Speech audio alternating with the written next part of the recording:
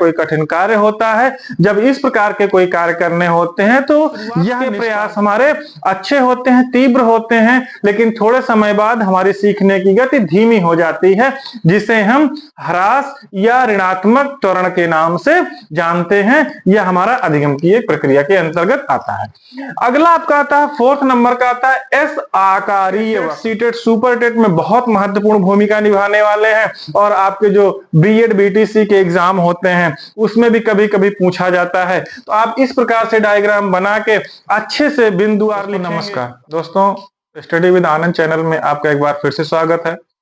मित्रों, हम लोगों ने अधिगम के बारे में कुछ पढ़ा था, उसी क्रम को थोड़ा सा आगे बढ़ाते हैं और जो हमारा सीखने की जो प्रक्रिया होती है, हमने कितना सीखा, किस प्रकार से सीखा, कितनी अवनति हुई, कितनी उन्नति हुई, इस संबंध में आज हम लोग सीखने वाले हैं। तो टॉपिक हमारा क्या है? शिक्षण वक्र। शिक्षण वक्र के मतलब यह हम कह सकते हैं लर्निंग कर्व। शिक्षण कर्व के अंतर्गत या शिक्षण वक्र के अंतर्गत हम यह देखते हैं कि हमने जितने प्रयास किए क्या उतने प्रयास हमारे सफल रहे, या हमारे प्रयास में कहीं थकान आई तो हम उसके बाद कैसे फिर आगे बढ़े। तो शिक्षण या अधिगम की प्रक्रिया में यह शिक्षण वक्र जो आपका होता है बहुत ही महत्वपूर्ण टॉपिक होता है। क्या होता है? बहुत ही महत्वपूर्ण टॉपिक होता है शिक्षण वक्र या लर्निंग कर्व बोलते हैं।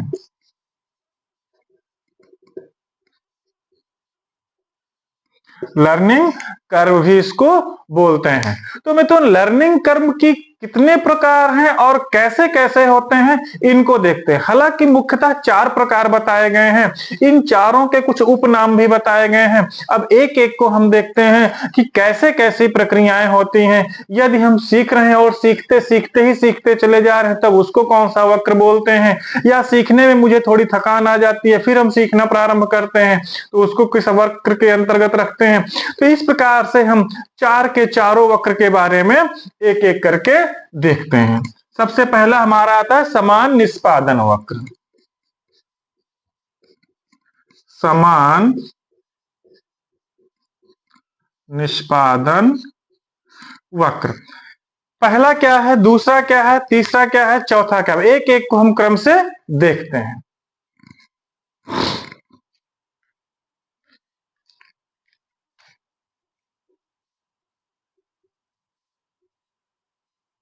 वक्र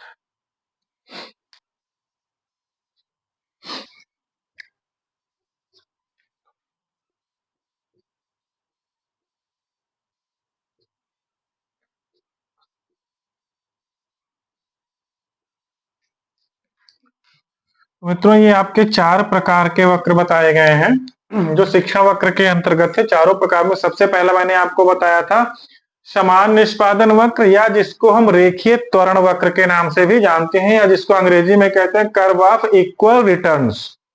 दूसरा आपका होता है वर्धमान निष्पादन, या जिसको धनात्मक त्वरण भी कहते हैं, या जिसको हम कर्व ऑफ इंक्रीजिंग रिटर्न्स भी बोलते हैं। कर्व ऑफ इंक्रीजिंग रिटर्न्स भी बोलते हैं। और तीसरा आपका आता है ह्रास निष्पादन। ह्रास का मतलब ह्रास हो रहा है, क्षीण हो रहा है, ऋणात्मक, जिसको हम ऋणात्मक त्वरण के नाम से भी जानते हैं, या कर्व ऑफ डिक्रीजिंग। चौथा आपका आता है एस आकारीय वक्र, या जिसको एस शेप वर्क भी बोलते हैं, एस शेप्ड वर्क भी बोलते हैं। तो मित्रों, ये 4 प्रकार के आपके वक्र होते हैं। अब इनको एक एक से हम समझते हैं कि इनका मतलब क्या होता है। सबसे पहला जो आया है समान निष्पादन वक्र, या जिसको हम रेखीय त्वरण वक्र के नाम से भी जानते हैं। तो इसमें क्या है, अब इसमें इसका मतलब क्या है कि यह सीधी रेखा में समान होता। कहने का तात्पर्य है कि हमने जितना भी प्रयास किया उतना ही प्रतिशत हमने सीख लिया। कहने का मतलब है कि हम किसी चीज को सीखने चलते हैं और हम जितना भी प्रयास करते हैं, हर कदम पे प्रयास करते हैं और हर कदम हम सीख लेते हैं। हमारा हर कदम सफलता की ओर चलता है, हम किसी भी प्रकार से निष्फल नहीं होते, हम हर कार्य में सफलता प्राप्त करते चले जाते हैं और जो भी हम सीखने चलते हैं हर कदम टू कदम हम उस चीज को सीखते रहते हैं। या हमारा हमारा हर प्रयास हमारे शिक्षण प्रतिशत को बढ़ाता है। जैसे हमने एक बार प्रयास किया, हमने सीख लिया, फिर दूसरा प्रयास हमारा वो भी सफल रहा, तीसरा प्रयास हमारा वो भी सफल रहा। ये शिक्षण प्रतिशत को या अधिगम प्रतिशत को बढ़ावा देता है। ये क्या है, सीधी रेखा के समान होता है या सीखने की मात्रा व प्रयास समान रहते हैं या बहुत कम देखने को मिलता है। तो कहने का मतलब है कि बहुत कम लोगों में ऐसा देखने को मिलता है कि हर प्रयास पे वो सीखते चले जाएं और जितना प्रयास करें हर प्रयास पे सीख रहे हैं, उनका निष्पादन जो है ऋणात्मक नहीं हो रहा है, उनका ह्रास नहीं हो रहा है। तो क्या होगा, ये समान निष्पादन वक्र होता है। क्या है ये, समान निष्पादन वक्र। अर्थात कहने का तात्पर्य क्या है, इसको हम रेखीय सरल रेखीय वक्र भी कहते हैं। हर प्रयास पे हम सीख लेते हैं, हर प्रयास में हमारी लर्निंग हो रही है, हमारा अधिगम हो रहा है, यह समान रेखीय वक्र होता है। अगला आपका आता है वर्धमान निष्पादन वक्र या जिसको हम धनात्मक वक्र कहते हैं या जिसको कर्व ऑफ इंक्रीजिंग रिटर्न्स भी बोलते हैं। मित्रों ये दूसरा है। इसमें क्या है, प्रारंभ में हमारे पास थोड़ी सी नासमझी थी, मतलब हम किसी भी चीज को सीखने चले तो शुरुआत में हम उसको अच्छे से समझ नहीं पा रहे थे।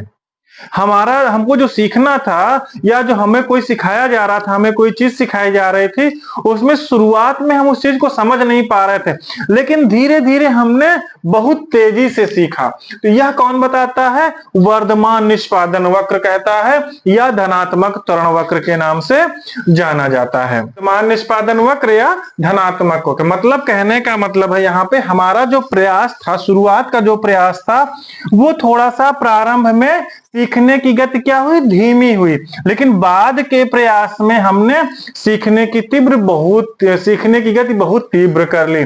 और इसमें क्या होता है, जैसे शिक्षार्थियों को कोई कठिन पाठ याद करना हुआ या कोई न्यूमेरिकल मिल गया या कोई कठिन कार्य मिल गया, तो क्या करते हैं बच्चे शुरुआत में बहुत अच्छे से नहीं कर पाते हैं, लेकिन एक बार जब सीख लेते हैं तो बहुत तेजी से उस कार्य को करने लगते हैं, उस लेसन को अच्छे से याद करने लगते हैं, इत्यादि सारी चीजें। तो ये क्या है, ये वर्धमान निष्पादन वक्र है या धनात्मक त्वरण है या जिसको हम अंग्रेजी में कर्व ऑफ इंक्रीजिंग रिटर्न्स बोलते हैं। तो इसमें क्या, प्रारंभ के प्रयास में सीखने की गति धीमी होती है लेकिन बाद में तीव्र हो जाती है।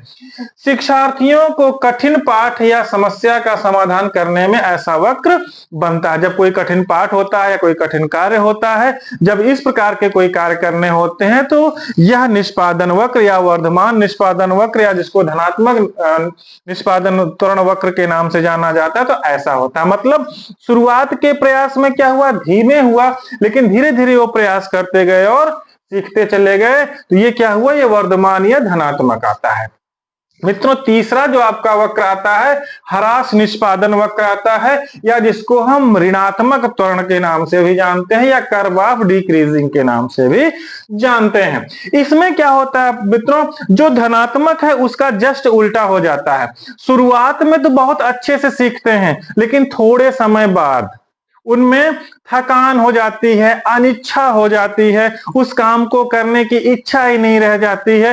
ऐसी स्थितियों में कौन सा वक्र बनता है, ह्रास निष्पादन या त्वरण वक्र होता है। जैसे आपको भी कोई नया लेसन दे दिया जाए, कोई नया सब्जेक्ट दे दिया जाए, आप बड़े चाव से उसको पढ़ेंगे, बड़े मन लगा के पढ़ेंगे और बड़े इच्छा से, बड़े चिंतन से उसको काम करेंगे, लेकिन थोड़े समय बाद आपको थकान महसूस होने लगती है या आप अनिच्छा जागृत करने लगते हैं, नहीं अब मेरी इच्छा नहीं इस सब्जेक्ट को पढ़ने की या इस कार्य को करने की, ना या इस काम के प्रति मेरी कोई इच्छा नहीं रह गई। या ऐसा निष्पादन क्या होता है, ऐसा वक्र कब बनता है, यह ह्रास निष्पादन वक्र कहलाता है। क्या प्रारंभ के प्रयास में सीखने की गति तीव्र होती है, शुरुआत में बहुत आपकी इच्छा है, नई चीज है, नई हम सीखेंगे, नया है, कुछ नया हमको सीखने को मिलेगा, शुरुआत में तो बड़े ही प्रयासों के लिए आप बड़े उत्सुक रहते हैं, और थोड़े समय बाद आप यहां से देखिए प्रयास अच्छा चल रहा है, लेकिन थोड़े समय बाद आप में ऋणात्मकता आ जाती है और आपका जो प्रयास है वो शिक्षण का प्रतिशत वो धीरे धीरे ह्रास में आ जाता है, ऋणात्मक में आ जाता है।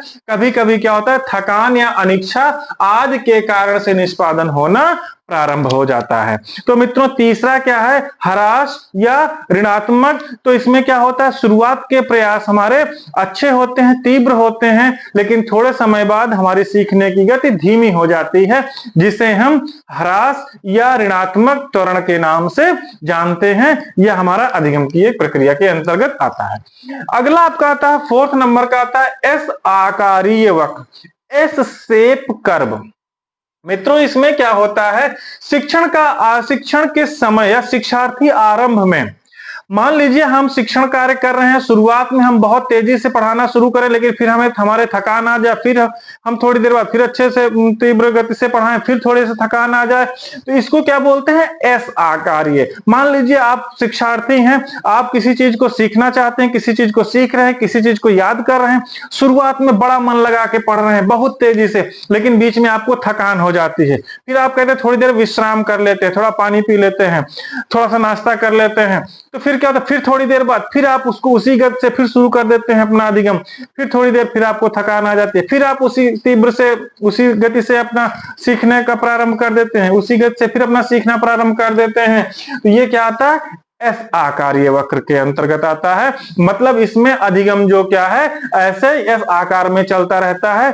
थोड़ी देर सीखा, हमें थकान लगी, विश्राम किया, फिर थोड़ी देर सीखा, फिर विश्राम किया, तो ये क्या है, एस आकारीय वक्र के अंतर्गत आता है। शिक्षण की आरंभ में धीमी, फिर बाद के प्रयास में तीव्र और अंत में फिर तीव्र हो जाती है। तो कहने का मतलब यह एस आकारीय वक्र होता है। तो मित्रों ये जो आपका शिक्षण वक्र था या लर्निंग कर्व था, ये मुख्यतः 4 बताए गए हैं, और 4 में ये मित्रों सीटेट में बहुत पूछा जाता है। कभी कभी आपसे पूछ लिया जाता है कि प्रथम प्रयास में ही छात्र अच्छे से सीख लेता है तो किस वक्र के अंतर्गत आएगा, तो आपको बताना होगा कि सरल रेखीय या समान निष्पादन वक्र के अंतर्गत आता है। कभी कभी पूछ लिया जाता है पेडागोजी में कि कोई भी छात्र है, वह कभी थकान उसको महसूस होती है लेकिन फिर लर्निंग करता है, या लेकिन फिर कभी वो थकान हो जाती है फिर अच्छे से लर्निंग करता है, शिक्षण वक्र के अंतर्गत किस वक्र के अंतर्गत आएगा, तो आपको बताना होगा एस आकारीय वक्र के अंतर्गत आएगा। कभी पूछ लेता है कि शुरुआत के प्रयास बहुत अच्छे होते हैं, लेकिन थोड़े समय बाद उसमें धनात्मकता नहीं आती, ऋणात्मकता आ जाती है, अर्थात वह सीखने में अनिच्छा जागृत करने लगता है, किस वक्र के अंतर्गत आएगा, तो आपको बताना होगा ऋणात्मक वक्र के अंतर्गत आएगा। कभी कभी आपको बताया जाता है, क्वेश्चन में आ जाता है कि शुरुआत के प्रयास में थोड़ी गति उसकी धीमी होती है और धीरे धीरे वो बहुत तेजी से सीखने लगता है, किस वक्र के अंतर्गत आएगा, तो आपको बताना होगा कि धनात्मक वक्र के अंतर्गत आएगा, धनात्मक त्वरण वक्र के अंतर्गत आएगा। तो मित्रों ये आपके 4 वक्र बताए गए हैं, ये आपके टेट, सीटेट, सुपर टेट में बहुत महत्वपूर्ण भूमिका निभाने वाले हैं, और आपके जो बीएड बीटीसी के एग्जाम होते हैं उसमें भी कभी कभी पूछा जाता है। तो आप इस प्रकार से डायग्राम बना के अच्छे से बिंदुवार लिखेंगे तो आपको बहुत अच्छे मार्क्स मिलेंगे।